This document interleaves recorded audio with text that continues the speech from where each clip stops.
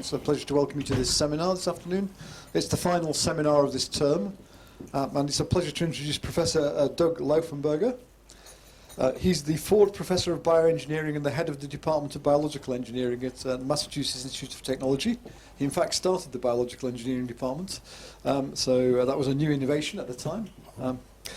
He's got PhD, BSc and PhD degrees in chemical engineering from the University of Illinois and the University of Minnesota, and his major research are in cell engineering, the fusion of engineering with molecular cell biology.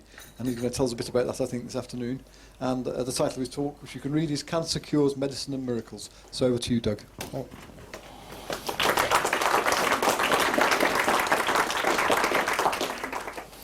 Thanks very much, Merrick, and I appreciate everybody coming. I hope we'll have a good conversation this afternoon. I admire the Faraday Institute immensely, the work it's doing to bring together discussions of science and religion, and it's a real privilege to be here and take part with you in this.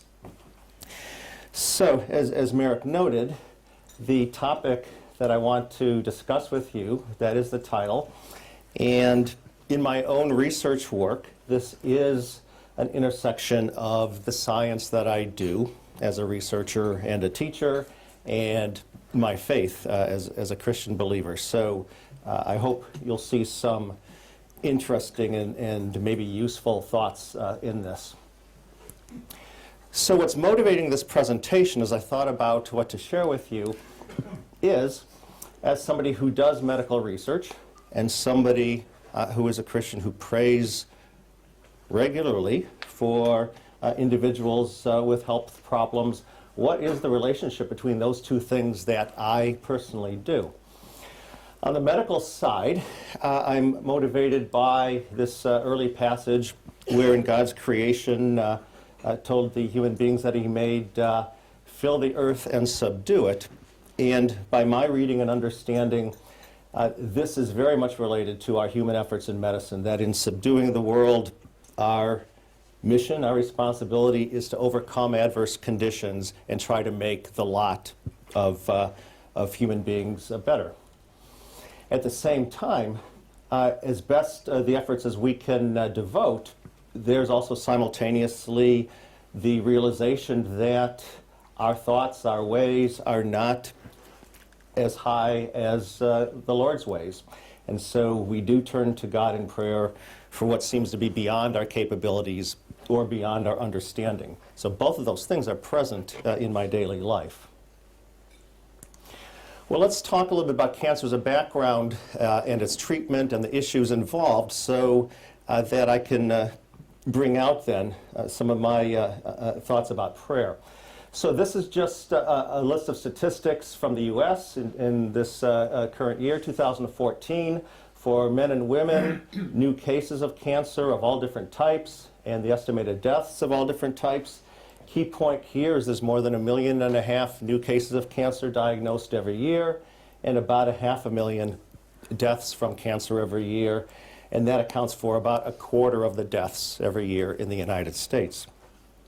Now that's cancer as a whole. What about the different types? Well, on the whole, the mortality rates would be a 60–70% 5-year survival probability across all types of cancers. But for many cancer types, there are more favorable outcomes. So if you look at prostate and breast cancer, for instance, in terms of new diagnosed cases, they're the most frequent. Prostate for male, breast for women. In terms of estimated deaths, it's actually a much lower proportion, so they have more favorable outcomes. And there's reasons why that would be the case. There's some exceptions in the other way. If you look at lung, pancreatic, ovarian, brain cancers, that lung cancer is quite prevalent, but the deaths from it even more so. And then many of these other types of cancers, in terms of the actual fraction of diagnoses, they're actually quite small, but in fact the deaths from them much larger. So there's a probability on the, overall, and then some have more favorable probabilities and some have less favorable probabilities. A little background on two different classes of cancer. Some are solid tissue cancer, They arise in a tissue, an organ, due to, as I'll explain shortly, mutations that occur, leading to aberrant proliferation and migration and movement through blood vessels or the lymph to other organs, metastases across the body.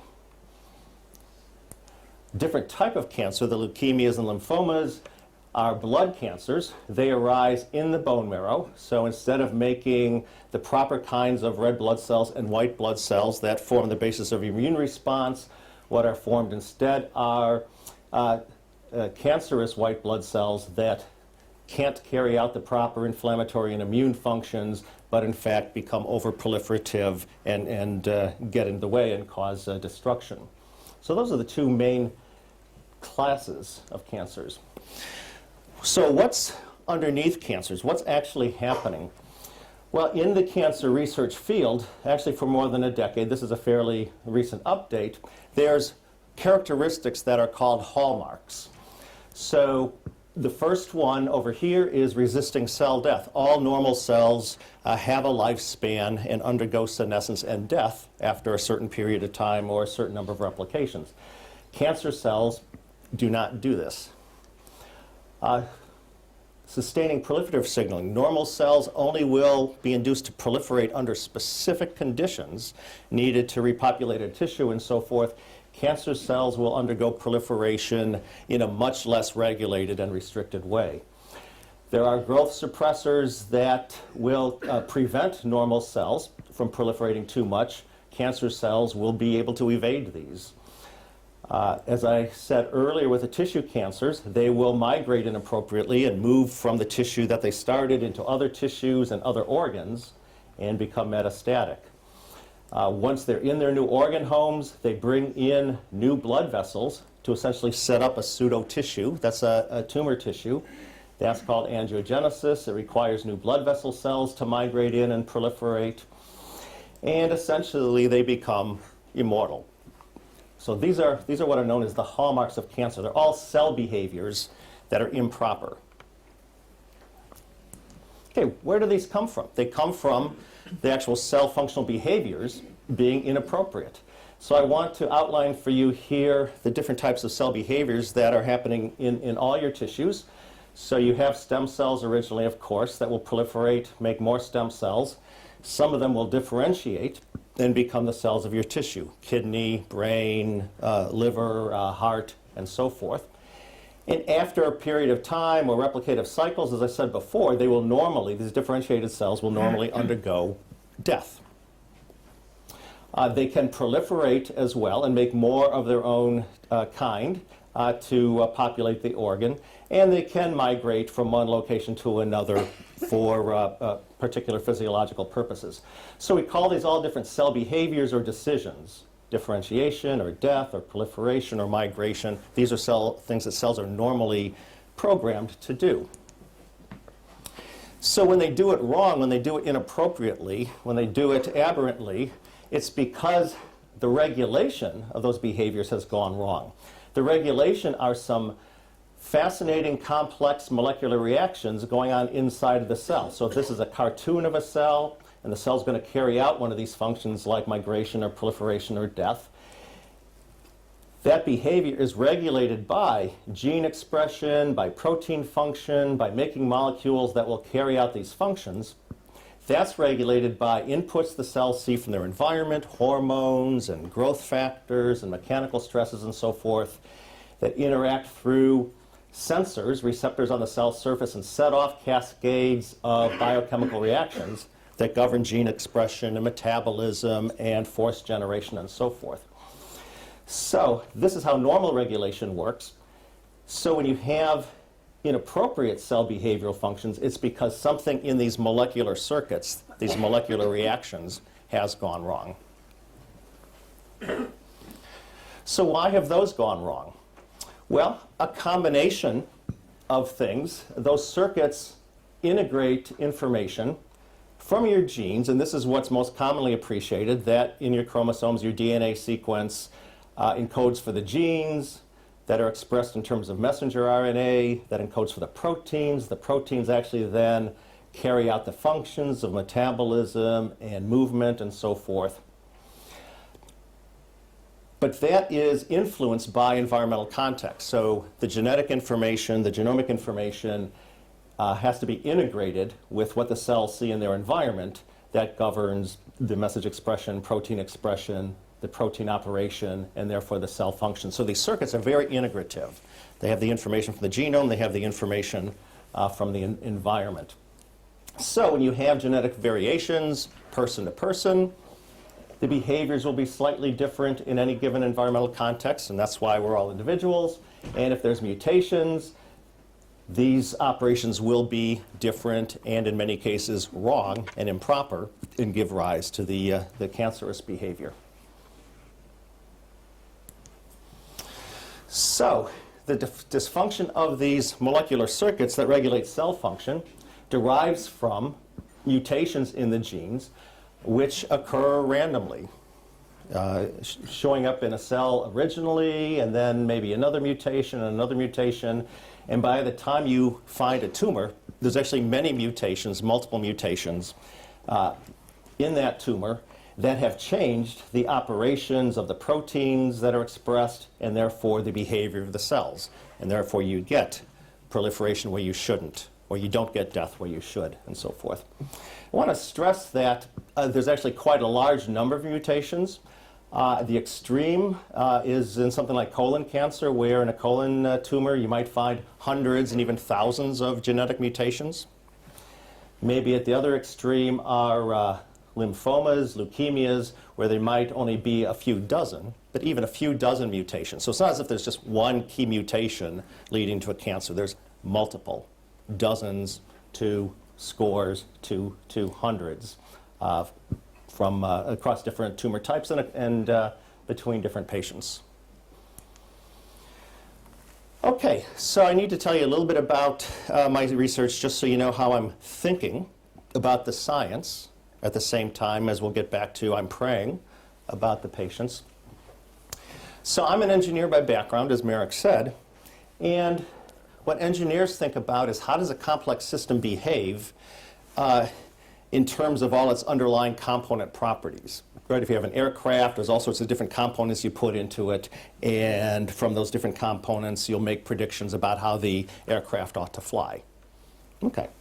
Well, we do the same thing in my laboratory with regard to cell biology and these functional behaviors of cells. So instead of the flying of the aircraft, what we're studying is the system is the migration of a tumor cell, or the proliferation of a tumor cell, or the death or lack thereof of a tumor cell. That's my aircraft. That's what I'm looking at, is the operation of the cell. And what are the underlying properties? It's not the physical parts and devices one puts into an aircraft. It's the different molecular components in these regulatory circuits that govern whether the cells migrate or proliferate or die. And as an engineer, what we're trying to do is to understand, even in a predictive way, that if there's changes in the molecular circuit properties due to a gene mutation or a gene knockout or a gene variation, how the behavior, proliferation, migration, death, might change for the worst in cancer.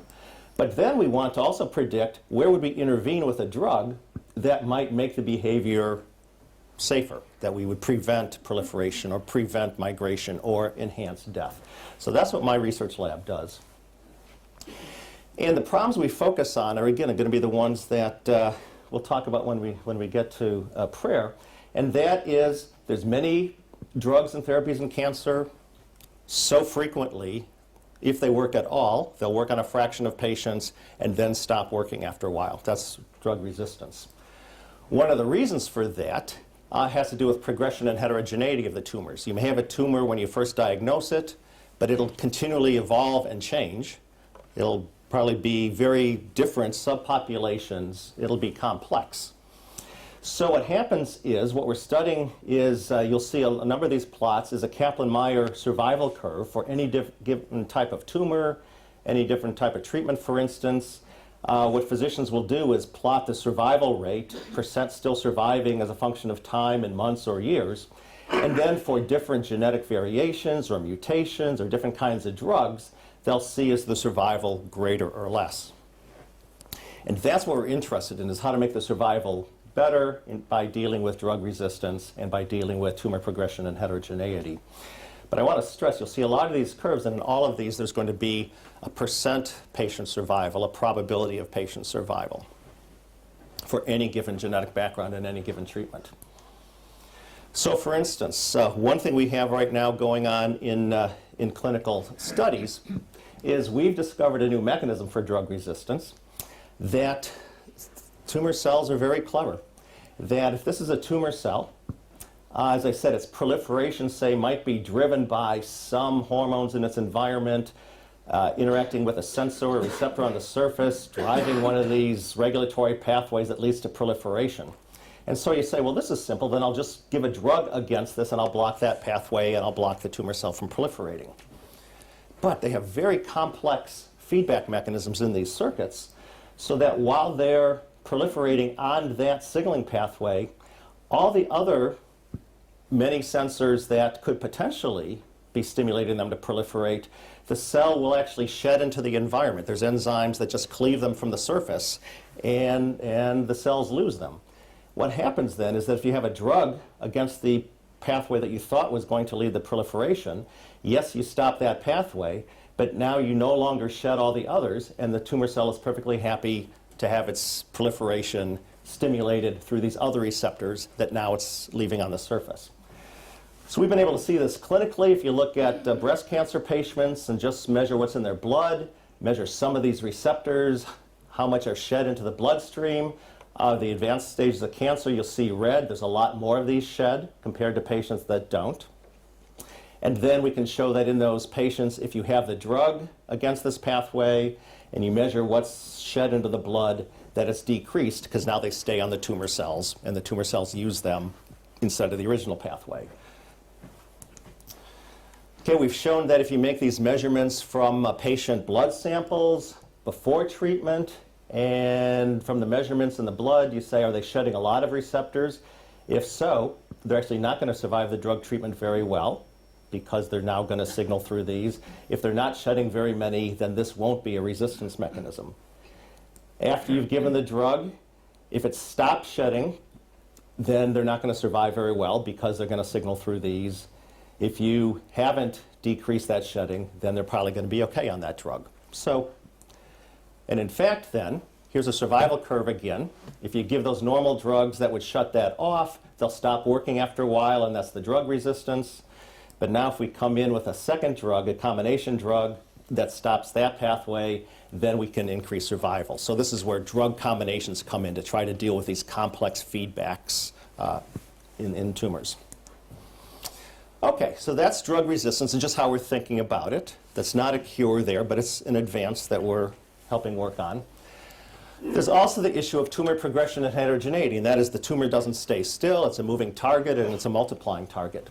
So as I said before, a tumor arises from genetic progression, multiple mutations. There's the original tumor. It might metastasize to different places, and as it metastasizes to different places, you're going to get different mutations in the different treatments, and they're going to continue to have genetic mutations. So even though you might add a drug, you might kill some of the cells in a tumor, but not all of them. You might kill some of the metastases, but not all of them. So as the mutations continue to arise in different genes and from cell to cell, it's constantly a moving target for the drugs to be able to address. And this leads to heterogeneity. So the same kind of cancer is different patient to patient. So if two patients have liver cancer, they will have different mutations, and the drugs that work for one patient won't necessarily work for the other patient. And even in the same patient, if you have metastasis of that liver tumor to other locations, the drugs that work on one of the original tumors won't work on the others. Or they'll work on some subpopulations and shrink the tumor, but not kill it all, and so now some subpopulations will grow out. So this is what's commonly seen, that when you add drugs, resistance can come from the mechanisms I showed you before, or selection of the subpopulations that aren't killed by the drug. So here's an example out of leukemia, where you start with the stem cells in the bone marrow, and some of them start getting gene mutations leading to tumors, and start to grow out, and here's the tumor growing and more mutations showing up. And you get different subpopulations, some with this purple mutation, some with this orange mutation, some with this yellow mutation. You get heterogeneity. You think it's one tumor, it's actually multiple different kinds.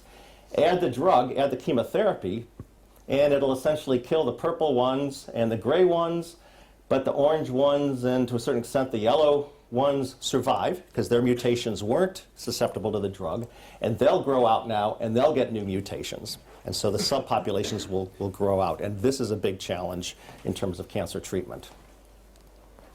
So one thing we're doing here is using our engineering background and our computational analysis to try to think through all the possible drug combinations and the sequences to stay ahead of the tumor, rather than as the tumor being a moving target, always trailing behind and trying to catch up. Can we stay ahead? So if we can take a tumor and genetically characterize its different mutations, so in this tumor there might be some cells that have white mutations or red mutations or green mutations, and then we have a whole variety of drugs that work better or worse on the different green, red, or white subpopulations. We can put it into a mathematical analysis to say what's the right combination of drugs and the right sequence of drugs that would then prevent any of the subpopulations from growing out and predict ahead of time what the whole sequence should be and stay ahead of the tumor. And right now we've just been doing that in mice, but it works pretty well. We can make predictions about what the best combinations should be and experimentally validate that that's the case. If we have these survival curves, these are for mice, we can show that if we have the right combination, they'll survive longer than if they don't have the right combination.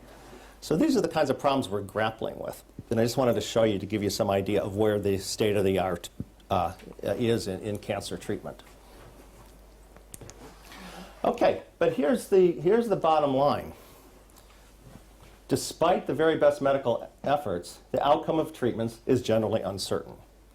That the oncologists will always go back to these survival curves and say, for given sets of gene mutations or variations, for a given treatment, what's the probability that a patient will survive for a certain period of time? Okay? So it's uncertain. It's always in terms of probabilities. The effectiveness can depend on different genetic factors. So these four colors are all different genetic mutation combinations that this leukemia might show. And if you have these, your survival probabilities are better than if you have those mutations. Okay, so it can depend on what your genetics are and some environmental factors. But no matter what, the patient-to-patient outcome can be quite variable. So, in the cancer treatment field, we have to have the humility that the outcome of treatments is generally uncertain. So, analytically, I said, well, can we put into different categories where the uncertainty comes from? Okay, could that be helpful to us? So one is, well, there's just scientific knowledge we don't have yet. In the future, if we discover more about biology, surely we'll be able to reduce this uncertainty. Okay, that's a category to me. Another one is we have certain knowledge about the tumors and we have certain knowledge about the drugs and so forth. But do we have the right analysis, the wisdom to make the right choices? So I showed you a computer model a few slides ago. How well does that work? Should we use that computer model prediction? Should we not? That's some wisdom in the knowledge that we already have. Of course, an uncertainty might be we have a good idea what the tumor is like, we have a good idea what the treatments are, but for a variety of reasons, these may not be scientific, these might be socioeconomic. Does a patient and a physician actually have access to being able to get that information and be able to use those treatments? And is it possible there's a category that, regardless of how much knowledge we get, that some of this remains a matter of chance? Randomness, stochasticity, chance. There's always going to be some uncertainty that's not reducible to our degree of scientific information. All right, let me give you an example of this first one just to show that there, of course, is going to be continuing progress and a reduction in uncertainty. The discovery. So for instance, if we go back to how these regulatory circuits go from gene variations and mutations to protein expression to cell behavior. I said it goes from DNA to messenger RNA to proteins and so forth. What was interesting is, for many years, as the DNA became sequenced, what was realized is only a small fraction of your chromosomes actually code for proteins and actually make the stuff that cells are comprised of and carry out functions. So the rest, for a while, was just called junk DNA. It had just accumulated for who knows why. Well, what's been learned over the last decade or so is that it's not junk. There's biological mechanism in that DNA that doesn't code for proteins. One of them is a new category called microRNAs, that they're the same kind of chemical as this messenger RNA, but they don't go on to make proteins. What they do actually is interfere with other messenger RNAs and prevent them from making proteins, and so modulate the connection between the original chromosome and the protein levels. So they're kind of a little feedback loop modulating what you get. And so it turns out that if you start doing studies, here's a fairly recent one, here's a survival curve for a certain type of cancer and a certain kind of treatment, that depending on the levels of one of these microRNAs, number 371.5p, if you don't express that, you have better probabilities of survival as a function of time than if you do have it. So there will be more knowledge like this accumulating that'll help us differentiate outcomes of treatment. Okay, so discovery is going to continue. All right, what about where we are with respect to knowledge and treatments that we have, and how do we discern among potential options? And this is very attractive in the field these days, because with the advent of genomic sequencing, one can sequence tumors, and there's all sorts of drugs, and there's all sorts of databases to compare how drugs work on different mutations, and surely in there is wisdom. So here's an example. This is from our own lab. And what's shown here is all these different dots are different tumor types with different mutations. And each row is how well they can get treated by a particular drug. So there's 4 different drugs. This is a drug against some gene target, drug against another gene target, and so forth. And each one of these columns is a different set of a gene mutation or expression. It's some of our genomic knowledge. So what you'd like to believe is that we could have some prediction based on the genetic information about which drug is better. So which drug is likely to work better depending on how much expression of this one kind of gene you have or another. And what this shows is, yes, you can get a better idea. You can say that this is more probably going to work than this one. At these high levels, it's more probable to be effective than that one, but it's still a highly uncertain probability. So we have some information, we have some means of analyzing it. Nonetheless, we're still talking about shifting the probabilities of our likelihood of outcome. Okay, so since we've been talking about probabilities and uncertainties and so forth for a while, what about this? What about scientific knowledge that we have or can gain in the future? Is there some residual that nonetheless remains uncertain, unpredictable? So let's talk about randomness, let's talk about chance, let's talk about stochasticity. A stochastic process, and many of you who have physics background or chemistry backgrounds, you would know this well. It's one for which there's more than one possible outcome as a function of time, and the outcome that actually occurs can't be predicted with uncertainty in the physics realm or in the chemistry realm. There's a number of examples of these. One is radioactive decay of an elemental isotope, losing subatomic particles. And so for stochastic processes, the outcomes are described with probability distributions. As a function of time, there's a probability that something will happen. The residual probability is that it won't happen in that period of time. If you wait longer, maybe it will happen then. So you look at particular atomic particles, and there's different ways of decaying and losing subatomic particles. For instance, carbon-14, as a function of time, what's the probability that it's lost some subatomic particle? And it's measured with a probability. We talk about a half-life, that there's a probability that half of it will have lost its subatomic particle for a period of time. But whether any particle will, whether any element, atom, will in fact lose that, and when, can't be predicted with uncertainty. And this is basic laws of physics and chemistry that have been established over the years, decades, centuries.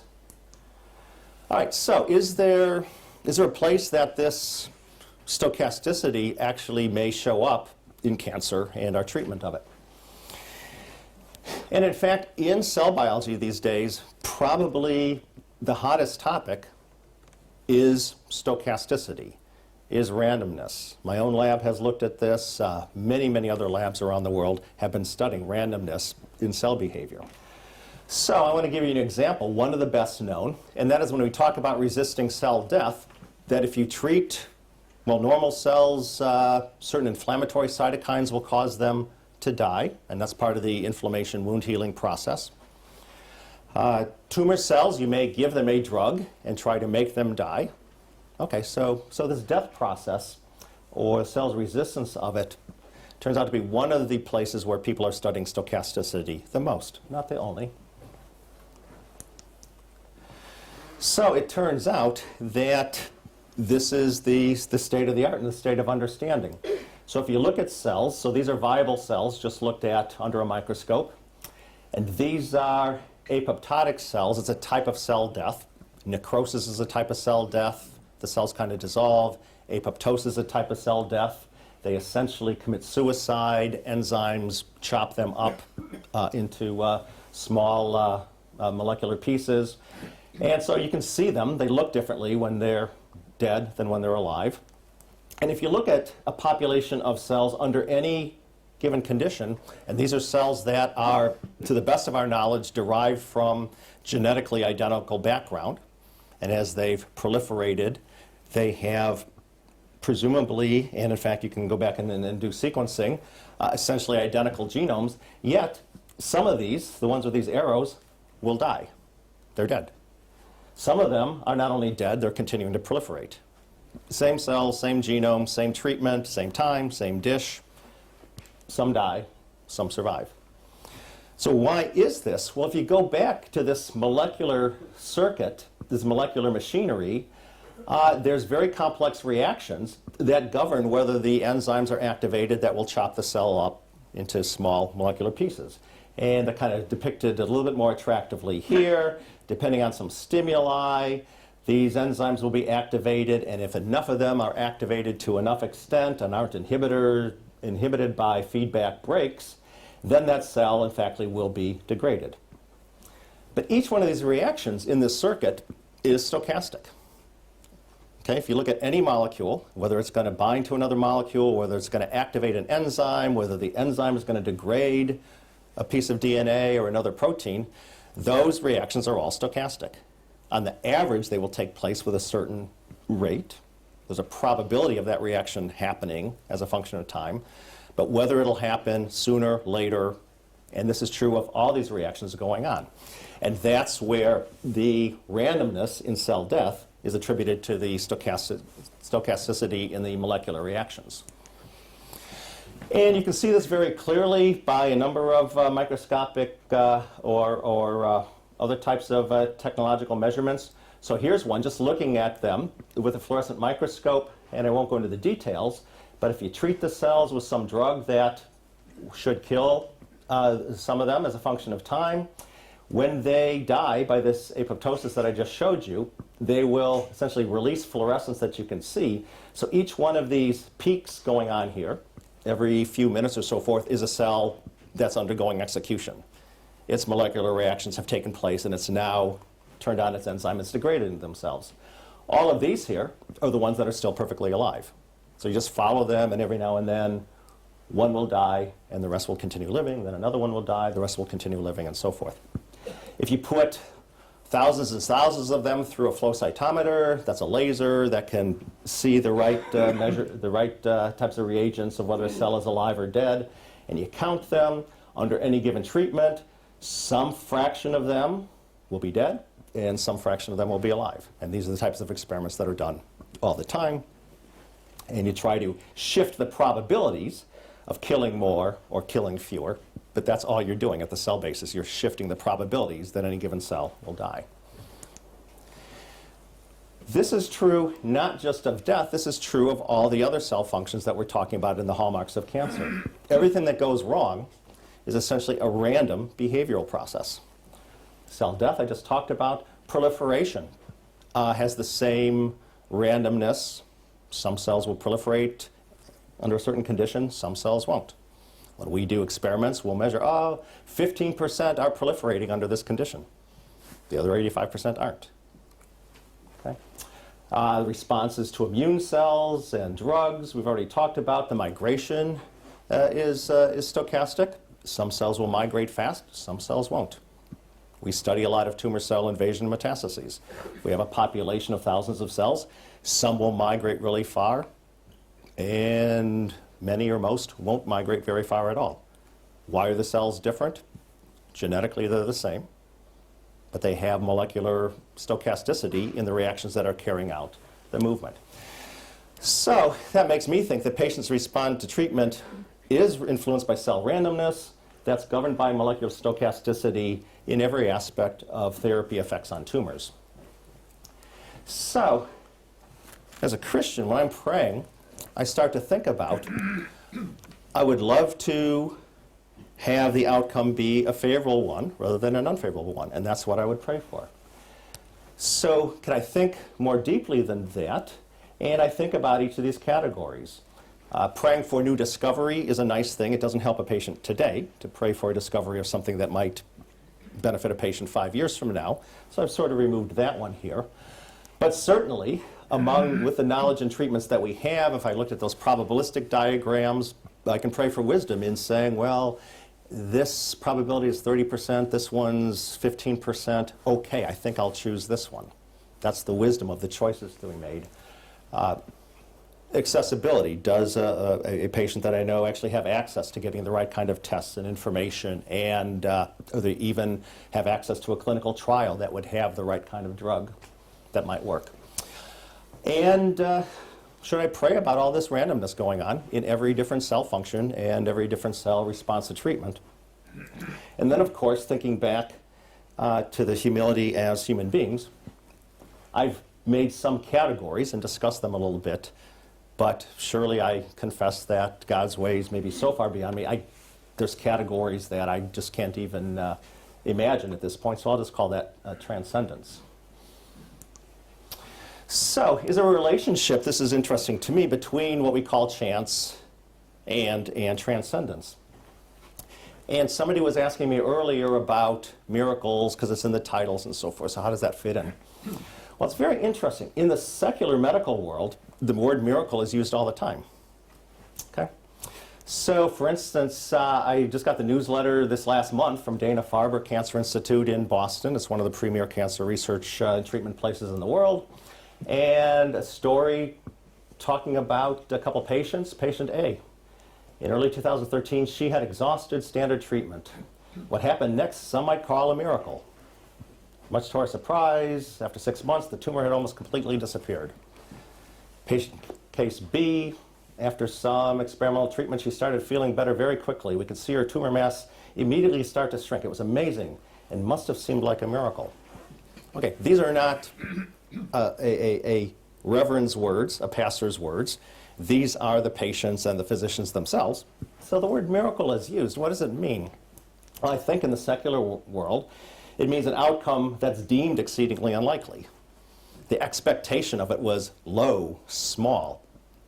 Was it impossible? It's hard to say it was impossible, because all those curves, maybe it's 70% survival after 5 years, maybe it's 90, maybe it's 1% survival after 5 years, but 1% is not zero. So let's just say it's exceedingly unlikely, according to all the statistics and all the knowledge that we have. Yet it's hoped for and greatly gratefully received, and people don't mind calling it a miracle, even in the secular world. All right, well, how do we think about that as Christians? And here I'm going to refer to other people's thoughts and analyses that I've merely read. I admire this journal very much, the Journal of the American Scientific Affiliation, and an article actually this summer that was very timely by David Wilcox was talking about randomness in actually neurological development was the topic of the paper, but pointed out that evidence of random events does not exclude providence. So many people think, well, if something's random, then that's not a place that God operates. He argued that, in fact, the meaning could be quite the opposite, that what we view as random, there's some probability of happening. Maybe that's a perfect locus for where providence occurs. Of course, he says, perceiving that requires the acceptance of the fact that God does govern or influence natural events, that there is providence.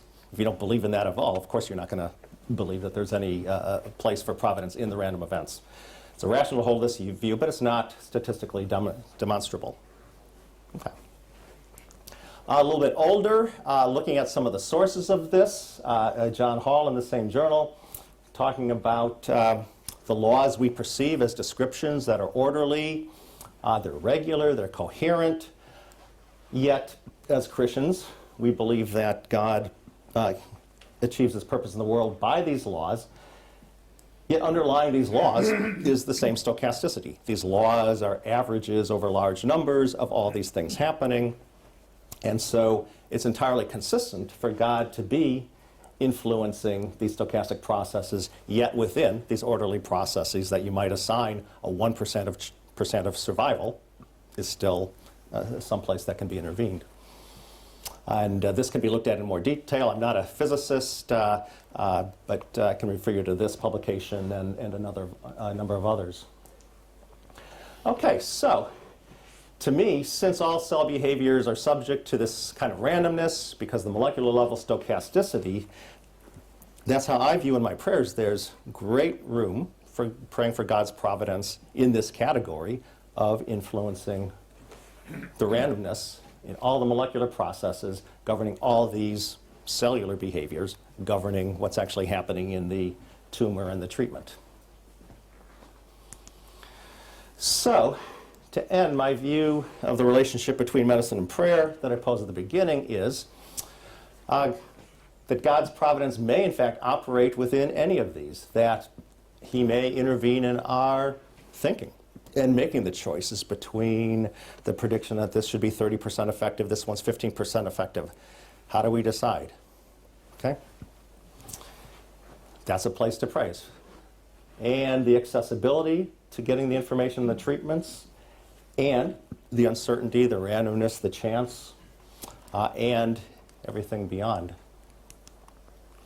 So when I go back to this question that motivated the presentation, is there a relationship between our human efforts to do the best we can to deal with disease, pathology, injury, what else, as we're commanded, yet at the same time admitting that there's things that are beyond our capability to do or understand? These are entirely consistent. I can work as hard as I can possibly manage in trying to improve cancer treatments by understanding the science better and by using that understanding better. That's a good thing. At the same time, I will pray fervently for the most favorable outcomes for the patients involved or friends or so forth, for all the things that remain uncertain out of our medical efforts. So I have in the end a way of remembering this now as I pray for folks. These four categories, really wisdom. The patient and physician will select the treatment option that's most effective for the tumor characteristics, whether we know them all, which we surely don't, and what we don't know. That I would pray for the patient and physician be able to get the information that they need and have access to the treatments to be available. And that with whatever the best choice is and the availability of that, Nonetheless, in the end, there's going to be probabilities and survival curves that I would assert, I certainly believe, arise not merely from incomplete knowledge, but also come from the underlying molecular processes that govern the cell behaviors, and that I would pray for God's influence on that randomness to operate to produce effective treatment, and then, of course, certainly humbly pray for influence beyond anything I'm understanding scientifically or thinking about. And finally, to end, just to anticipate a question that I've received in presenting these ideas to other folks, they said, well, you know, what about prayers and then the patient is not cured? And my presentation here was not about that at all. It was merely about, as a scientist working in the cancer treatment field and as a Christian, how do I understand my motivation and what I'm really thinking about when I'm praying. It does need to be pointed out that there's a difference between eventual curing of the disease, the pathology, and a larger sense healing that we think about in terms of peace, comfort, and the world beyond. This one, a very nice quote from Reverend Martha Hiltonen. You can find this in a really useful book, Religion and Healing America, that God always heals, but does not always cure. This is not an explanation, but I just want to point out, it's not as if I haven't thought about this, but this wasn't the point of the presentation, was an analysis of how well prayer works. It's more of, what are my thoughts as I pray? So let me leave you with this, and if there's discussion, I'll be glad to join you in it. Thank you.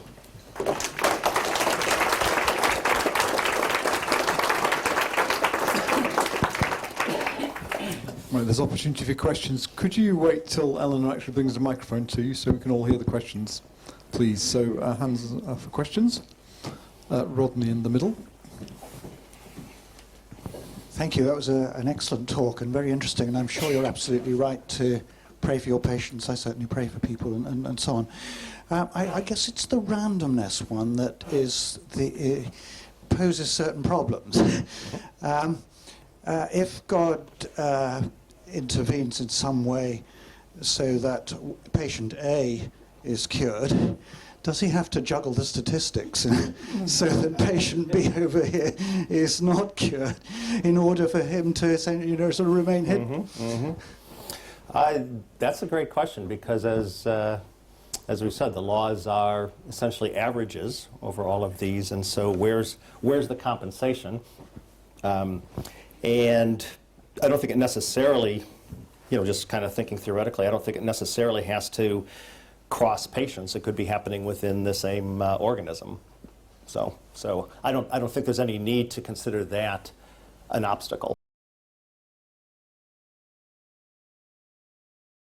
And then the gentleman at the back.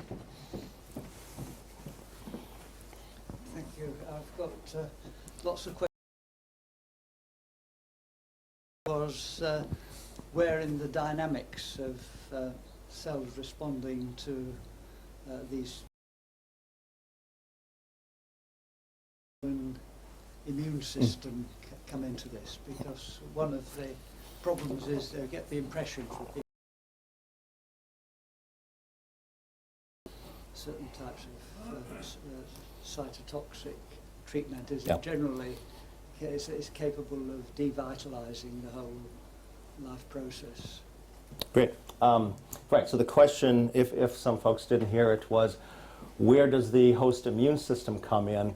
And I only talked about that indirectly. I kind of skipped through it just because there's another whole lecture in itself on immune defenses against cancer and so forth.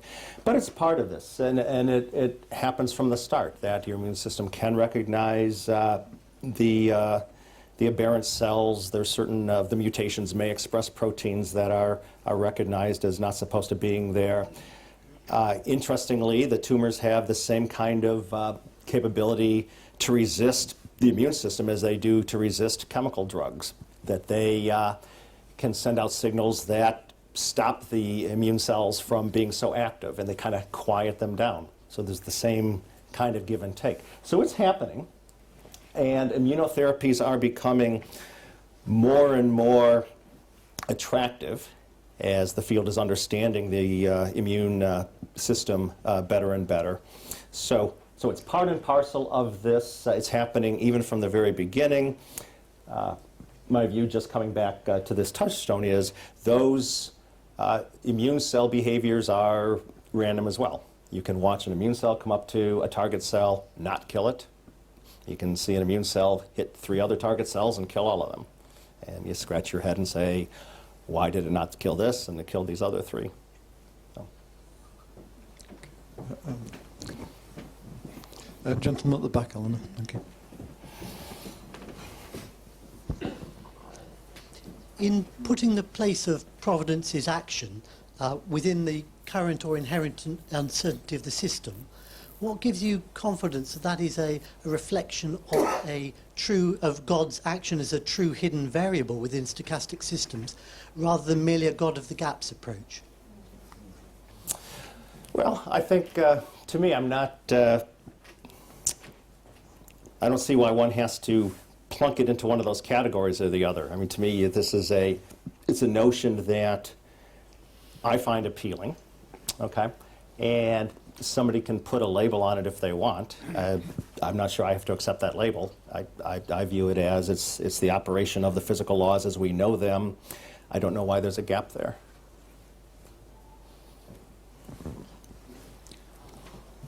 Gentleman at the back first, and then a couple at the front here. Do you have any knowledge of other supposed systems of influencing healing, such as Reiki? And do you have any awareness if there's been any studies to show Reiki, which is basically hands-on healing? And have you any comments about that as possibly being a subcategory of prayer, or possibly being something else? That's interesting. The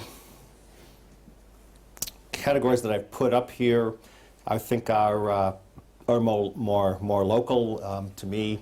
How the prayer is done, you know, there's folks that anoint with oil, right? And there's folks that put hands on, and there's folks, of course, who would pray at a distance.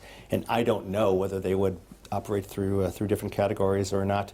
And I will say one thing that you did not see in this presentation was a discussion of research studies about efficacy of prayer.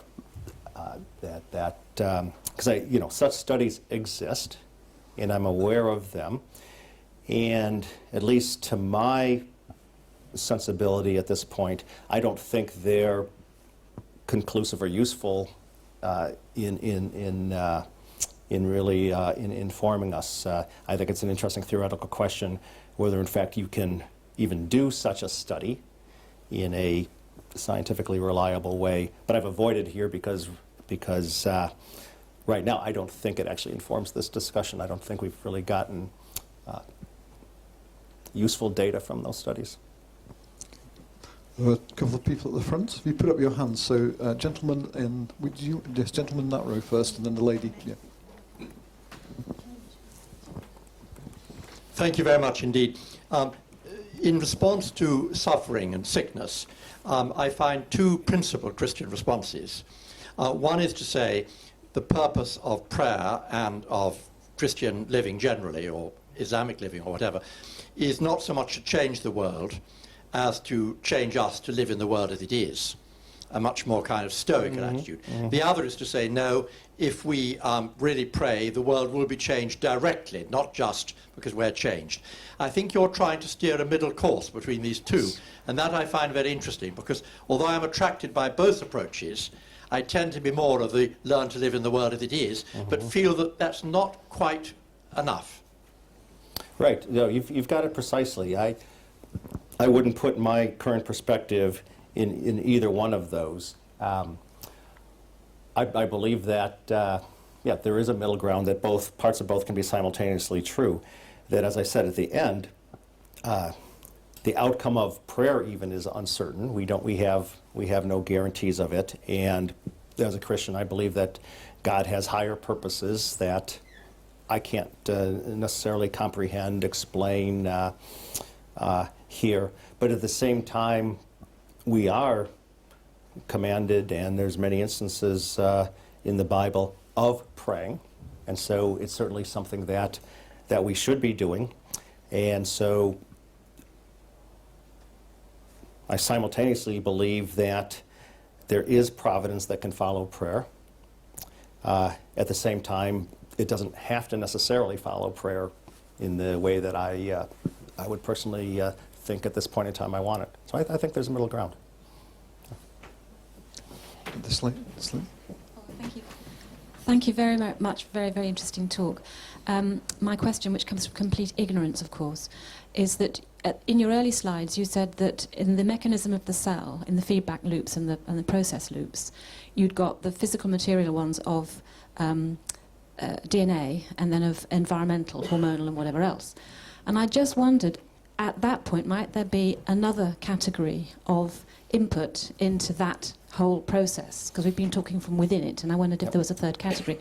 For example, we know that something called the psychology of the individual or whatever else, although not real in the way that DNA is real and a construct in the way that DNA is not a construct, can seem to affect these things.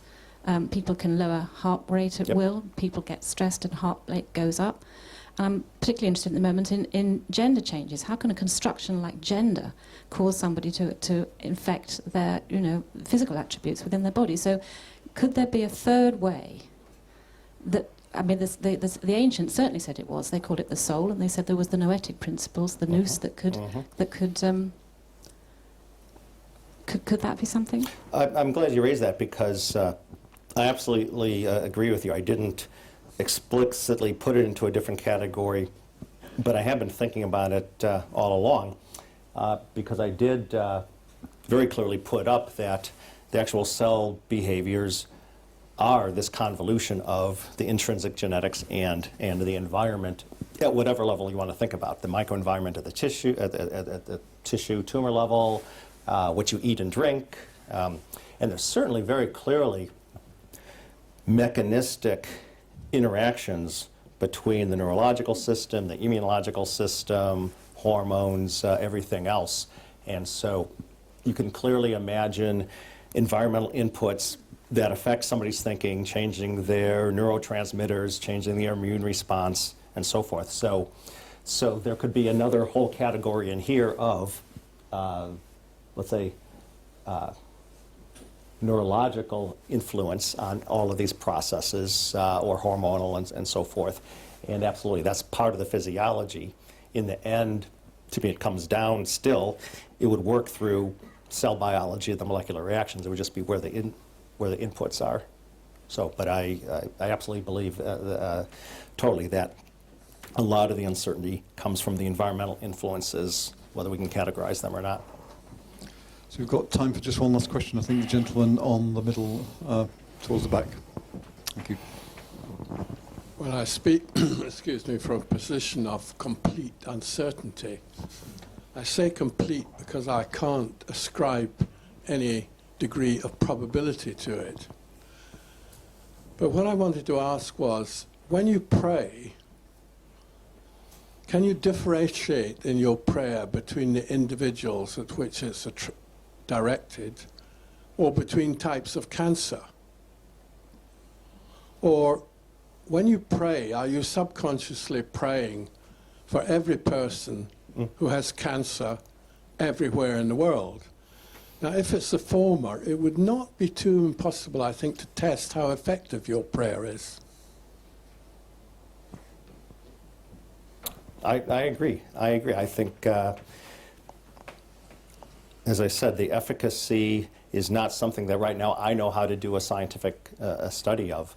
With respect to how what I would pray for or anybody else, you could imagine both. You will hear in a Sunday service for prayers for folks suffering broadly, generally, and particular individuals that are well known and familiar and loved ones. So I don't think there's a difference in how I would analyze where God's providence would work, if I'm praying broadly or specifically. Okay, I think we're going to have to stop there because it's coming up to 2. Doug is actually going to be staying behind for about an hour, and there's tea and biscuits, so you can stay behind and talk to him and ask him questions on a smaller group basis if you wish to. So let's thank Doug for the seminars. Thank you.